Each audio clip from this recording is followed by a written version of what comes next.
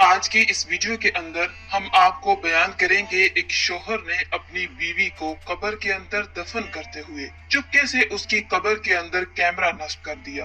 तो रात को 1 बजे जब उसको अपनी बीवी की याद आई तो उसने मोबाइल पर अपनी बीवी के कब्र के अंदर ऐसा क्या देखा कि उसके कदमों तले से जमीन निकल गई। लिहाजा हमारी आप तमाम लोगों से गुजारिश है कि इस इबरतनाक वाक़े को पूरा जरूर देखिएगा और वीडियो अगर पसंद आए तो इसे लाइक करके अपने दोस्तों के साथ जरूर शेयर कर दीजिएगा। नाज़रीन, उस शोहर का कहना है कि मेरी शादी को अभी 3 महीने ही हुए थे कि मुझे अपनी बीवी के मरने की दर्दनाक खबर मिली।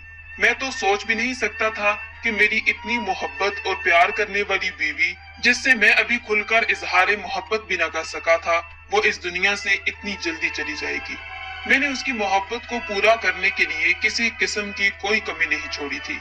जैसा वो चाहती थी मैंने वैसा ही किया, पर जिंदगी ने इतना बड़ा सितम मुझ पर कर दिया कि मेरी बीवी भरी जवानी में मुझे छोड़कर चली गई। लेकिन बीवी के मरने के बाद ही असल कहानी शुरू हुई, जिसने ना सिर्फ मुझे झंझोड़ कर रख दिया बल्कि बहुत सारे रिश्तेदारों की पहचान करवा दी थी। जैसे ही मेरी बीवी के मरने की खबर फैली तो बीवी के मैके वाले हमारे घर आए। उसकी माँ मुझे लान तान करने लगी, कहने लगी कि तूने हमारी बेटी को मारा है। वो शादी करते हुए तो बहुत खुश थी। उसने हमसे कहा था कि अब इस घर से उसका जनाजा ही निकलेगा, पर तूने सच में उसका जनाजा ही निकाल दिया। क्या तुझे जरा भी शर्म नहीं आई? तूने हमारी बेटी पर बहुत जुल्म किए होंगे। वो बेचारी बोली नहीं, इसीलिए घुट घुट कर मर गई। अब मैं उन्हें क्या समझाता कि मैं तो अपनी बीवी से अभी तक कोई ताल्लुक कायम ही न कर सका, तो मैं उस पर जुल्म क्या करता। अभी तो हम दोनों का रिश्ता बहुत ज्यादा तकल्लुफ वाला था। मैं चाह कर भी उसके करीब नहीं हो सकता था। वो इस कदर शर्माती कि मैं उससे बात करता तो वो दूसरी तरफ मुंह फेर लेती। खैर, इसी सारे खेल में 3 महीने गुजर गए, मुझे पता ही ना चला था। पर अब तो असल आफत मेरे सर पर पड़ी थी। मेरी सास मुझे कह रही थी कि मेरी बेटी के एक एक गुनाह का हिसाब तुम्हें देना पड़ेगा। तुमने मेरी बेटी पर जुल्म किया है। इसके अलावा एक और बड़ा वाकया हो गया जिसने मुझे ज्यादा परेशान कर दिया। बीवी के मैके वाले कह रहे थे कि हम मैयत को अपने घर लेकर जाएंगे और अपने आबाई कब्रिस्तान में दफन करेंगे, जबकि मेरे घर वाले कह रहे थे क्योंकि अब वो हमारी जिम्मेदारी थी इसलिए उसे दफनाया भी यही जाएगा। लेकिन बीवी के मैके में एक आदमी बहुत जिद कर रहा था कि किसी सूरत भी हम अपनी बेटी को यहाँ दफन नहीं होने देंगे। तुमने इस पर जितने जुल्म किए, अब हम इसे मरकर यहाँ नहीं छोड़ सकते। खैर, कुछ न कुछ करके उन लोगों ने मैयत को यहाँ से निकाल लिया और ये लोग इसे अपने घर ले गए। मैं बहुत ज्यादा परेशान था, लेकिन अब वो मेरी बीवी थी। वो चाहे दफन जहाँ भी होती, मेरी उसके साथ निस्बत खत्म तो होने से रही। सो मैं भी उनके साथ ही चला गया। मैं अपनी बीवी को दफन करते हुए बहुत परेशान था। मैंने अब उसे लहद में उतारा तो मेरा रोम रोम कांप रहा था। मुझे अपनी मौत याद आ रही थी। दिल चाह रहा था कि बीवी के साथ मैं भी इस दुनिया से चला जाऊं, लेकिन मैं ऐसा नहीं कर सकता था। तभी मुझे पीछे से किसी ने धक्का दिया। मैंने पीछे मुड़कर देखा तो वही आदमी खड़ा था जिसने मेरी बीवी का जनाजा यहाँ लाने पर बहुत ज्यादा जिद की थी। कहने लगा, अरे भाई, अब क्या तुम भी कब्र में लेट जाओगे? निकलो यहाँ से। मुझे उसका अंदाज बहुत ही अजीब और नफरत वाला लग रहा था। मैं कब्र से जरा पीछे हट गया और चुपके से अपनी बीवी के कब्र के अंदर एक कैमरा नस्ब कर दिया। जल्दी जल्दी कब्र पर सिलें डाल दी गई। वही आदमी सबको कहने लगा कि अब यहाँ गैर इस्लामी तरीके से तमाशा न लगाया जाए, सब लोग अपने अपने घरों को चले जाएं और तुम मियाँ अब क्या अपनी बीवी का मातम करते करते इस दुनिया से उठ जाओगे? जाओ अपने घर जाओ, अपने घर वालों को, अपनी माँ को वक्त दो। मैं उसकी कड़वी बातें सुनकर बहुत ज्यादा परेशान था, लेकिन क्या करता, ये मौका ही ऐसा था कि मैं ज्यादा बोल भी नहीं सकता था। मैं चुपचाप अपने घर आ गया। घर आकर मेरा दिल बुरी तरह रो रहा था। तब भी मैं किसी दोस्त को फोन करने लगा था। मैंने जेब में हाथ डाला तो देखा मेरा तो मोबाइल ही जेब में नहीं था। ये देखकर मेरे कदमों तले से जमीन निकल गई। मैं बहुत परेशान हो चुका था। सोचा कि शायद मैं मोबाइल के ही रास्ते में फेंक आया हूँ। फिर मुझे याद आया कि कब्रिस्तान से आते हुए मेरी जेब जरा हल्की थी। मैं उस वक्त इतना फर्क महसूस नहीं कर सका, लेकिन बात दरअसल यही थी कि मैं अपना मोबाइल कब्रिस्तान ही के ही भूल आया था। मैं फौरन घर से निकला। अब मोबाइल फोन के बगैर तो जिंदगी नहीं गुजारी जा सकती। ये बात तो आप लोग भी अच्छी तरह जानते होंगे। मैं घर से निकला तो फौरन कब्रिस्तान में पहुंचा जहाँ पर मेरी बीवी की तदफीन हुई थी। वहां पहुंचते ही मेरी नजर पूरे कब्रिस्तान पर पड़ी तो कहीं अपना फोन नजर नहीं आया। मैं इधर उधर देखने लगा, तभी एक बूढ़ा आदमी मेरी तरफ आया। क्या ढूंढ रहे हो बेटा? वो शख्स शायद इस कब्रिस्तान का गौतम था। बस चचा, मैं यहाँ अपना मोबाइल फोन भूल गया हूँ, वो ढूंढ रहा हूँ। कहीं तुम अपना मोबाइल कब्र में तो नहीं गिरा गए? चचा ने बड़ी हैरानगी से पूछा था। हाँ, ये भी हो सकता है। मैंने दिल में सोचा कि जब मैं अपनी बीवी की कब्र के अंदर कैमरा नस्ब कर रहा था तो हो सकता है कि मेरा मोबाइल भी वहां पर गिर गया हो। ये बात सुनकर मैं लरज कर रह गया। तो क्या मेरा मोबाइल इस कब्र में गिर गया है? लगता है अब मुझे कब्र खोदनी पड़ेगी। तौबा करो मियाँ, कैसी बातें करते हो? वो आदमी अपने कानों को हाथ लगाने लगा। एक चंद हजार के मोबाइल के लिए तुम अल्लाह का इतना बड़ा कानून तोड़ोगे? कब्र अल्लाह ताला की हद होती है। खबरदार, अगर तुमने कब्र खोलने की कोशिश की, तुम्हारी बीवी के सारे मैके वाले घर वाले उठकर यहाँ आ जाएंगे। वो तुम्हें जिंदा नहीं छोड़ेंगे। तुम ऐसी बातें हरगिज मत करो। वो ये सोचेंगे कि तुमने ही उनकी बेटी को मारा है।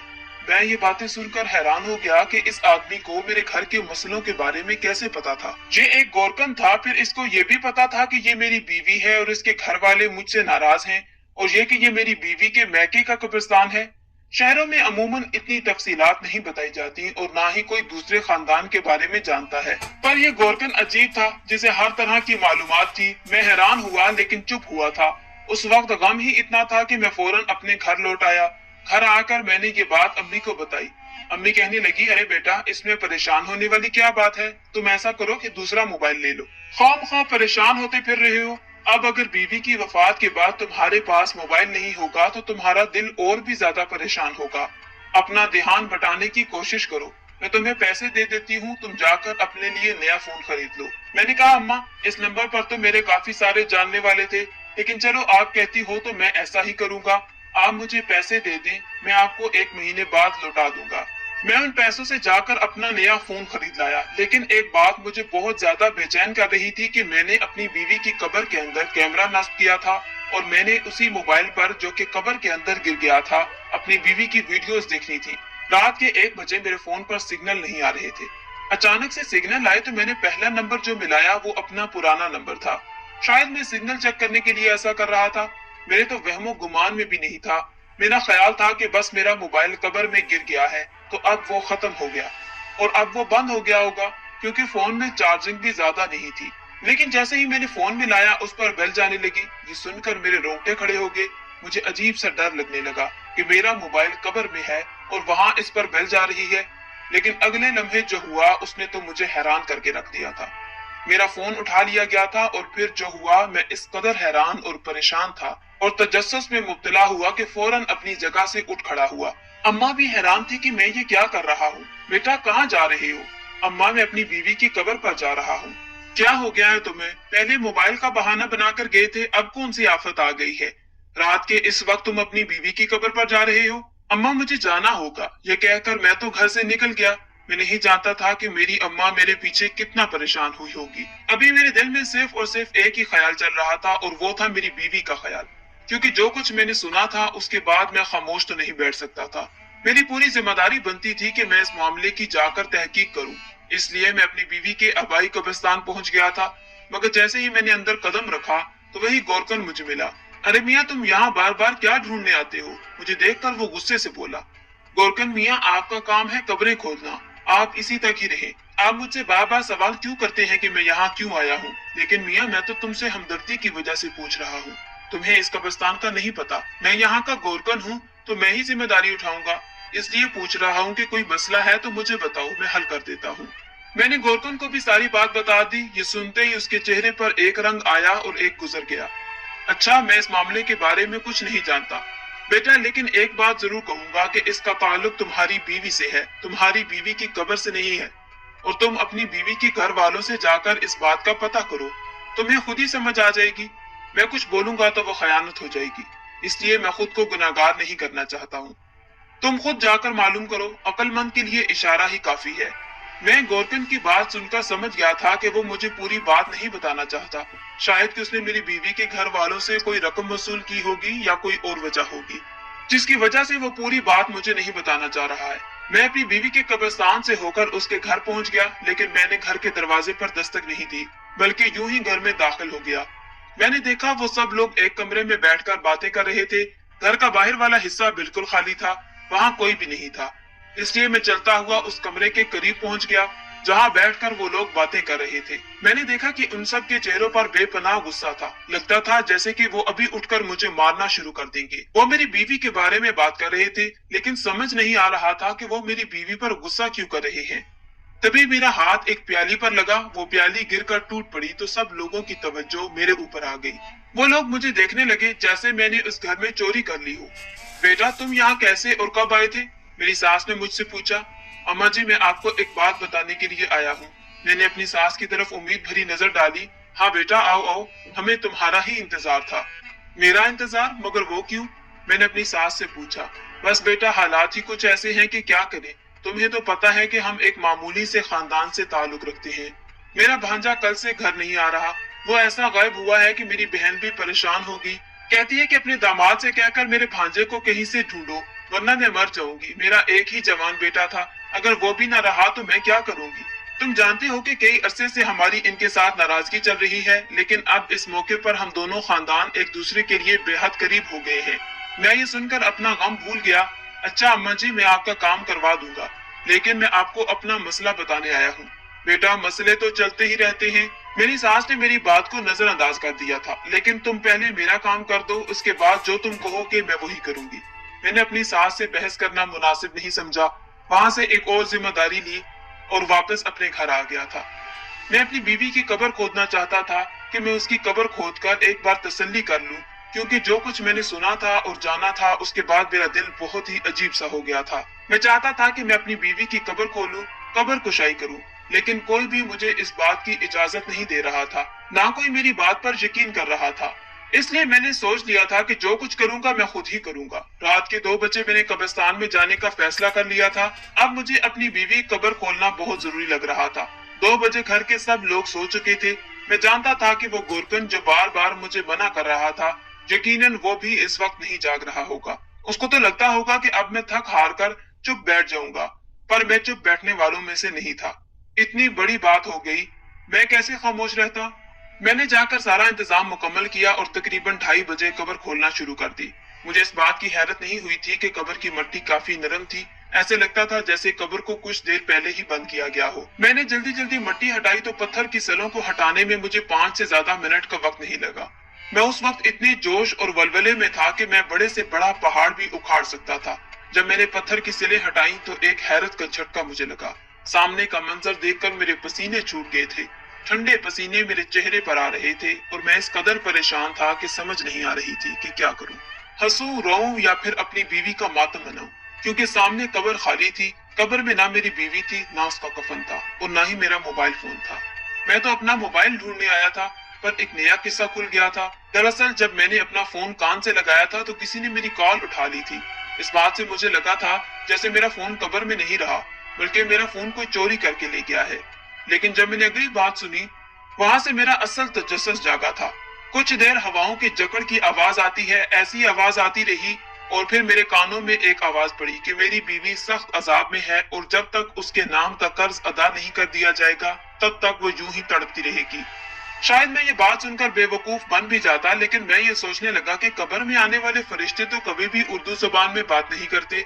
वो तो सुना है कि अरबी में बात करते हैं, और फिर ऐसे कैसे हो सकता है कि एक फरिश्ते की आवाज मुझे फोन पर सुनाई दे। ये चीज कोई ड्रामा या फिर झूठ लगती थी। ऐसा हकीकत में हो ही नहीं सकता। बहुत सारे लोगों ने कब्र में कैमरे और माइक रखने की कोशिश की है, पर आज तक किसी फरिश्ते की आवाज किसी इंसान के कानों में नहीं पड़ सकी। ये अल्लाह ताला का राज है और अल्लाह ताला ही जानता है। ऐसा हो ही नहीं सकता कि किसी कब्रिस्तान में से फरिश्ते की आवाज कोई इंसान सुन ले। बस वहीं से मुझे शक पड़ गया था और मैंने बीवी की कब्र खोदने की ठान ली थी। फिर जब मैंने कब्र छानी, वहां पर मुझे कुछ भी नहीं मिला। अब मैं अपनी बीवी के घर वालों के पास चला गया। मैंने कहा कि आपकी बेटी की कब्र मैंने खोदी है, पर मेरी बीवी वहां नहीं है। मेरे ससुराल वाले बोले और मुझ पर गुस्सा करने लगे कि मुझे ये बेहुरमती करने को किसने कहा था। मेरी बीवी के भाई तो बाकायदा मुझे मारने पर तो लाए थे। वो इस कदर ऊंची आवाज में बात कर रहे थे कि अब उनसे डर लगने लगा। मैंने कहा कि आपको ये सब कुछ नहीं कहना चाहिए। मैं तो कभी भी अपनी बीवी के लिए बुरा सोच ही नहीं सकता, और ये बात उन लोगों को कौन समझाए। उनको तो मैं न जाने कसाई, जालिम और जल्लाद लग रहा था। मैंने अपनी बीवी के घर वालों से ज्यादा बहस करना मुनासिब नहीं समझा, क्योंकि वो तो लड़ने झगड़ने पर मर मिटने पर तैयार हुए थे, और ऐसे लोगों से मैं कितनी भी बात करता वो मेरी बात न सुनते। वहां से निकला तो सबसे पहले मुझे अपनी सास के भांजे का ख्याल आया, जिसके बारे में उन्होंने मुझे ढूंढने का कहा था। बाकी सब काम छोड़कर अब मैं भी उसे ही ढूंढना चाहता था, क्योंकि मुझे अपनी बीवी के उस कजन पर बहुत ज्यादा शक था। वो भी घर से उसी दिन गायब हुआ था जिस दिन मेरी बीवी फौत हुई थी। मैं पूछता पूछता वहां के इकलौते बस अड्डे पर पहुंचा। वहां जाकर मैंने अपनी सास के भांजे के बारे में बताया।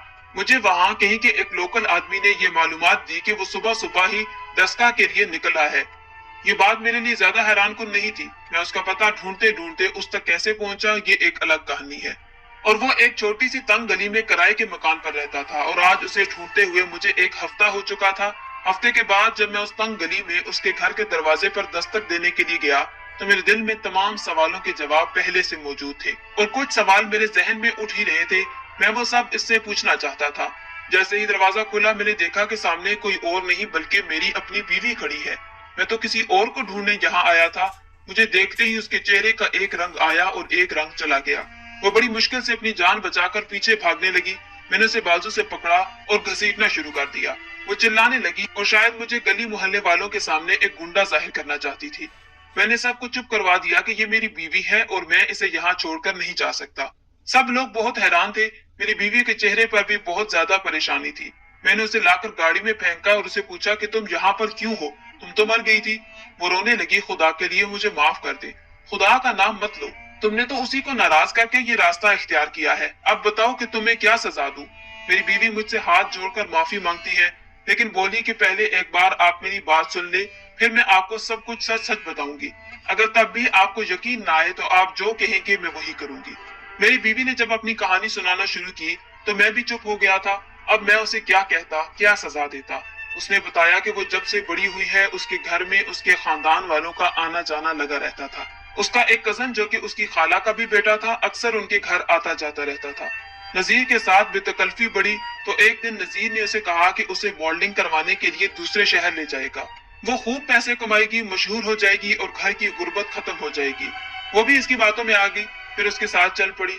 दूसरे शहर जाकर उसने उसे अपनी हवस का निशाना बनाया और साथ ही उसकी तस्वीर भी बना ली। जब मेरी इतनी सारी तस्वीर बन गई तो वो बेचारी मजबूर हो गई और इसकी बात मानने लगी। तभी ये बात उसकी माँ को पता चली। माँ ने इसकी शादी मुझसे कर दी, पर इसके भांजे ने इसका पीछा नहीं छोड़ा। सो वो कभी इसके ससुराल आता, कभी कुछ करता, कभी कुछ।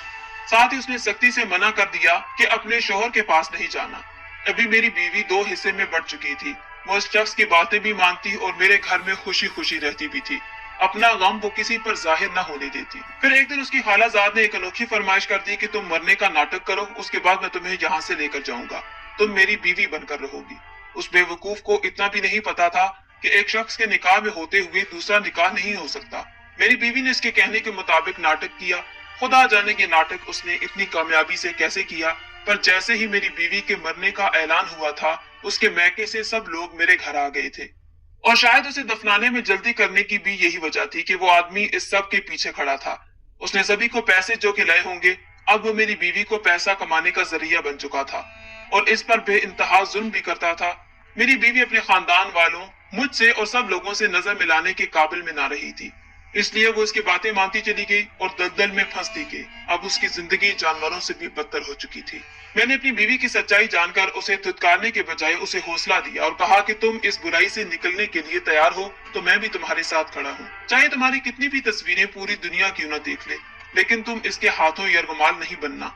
अब मैं इस आदमी को खुद भी देखूंगा और कानून की गिरफ्त से ये कैसे बच सकता है। मैं अपने ताल्लुकात इस्तेमाल करके इस शख्स को कैफरे किरदार तक पहुंचाने का इरादा कर चुका था।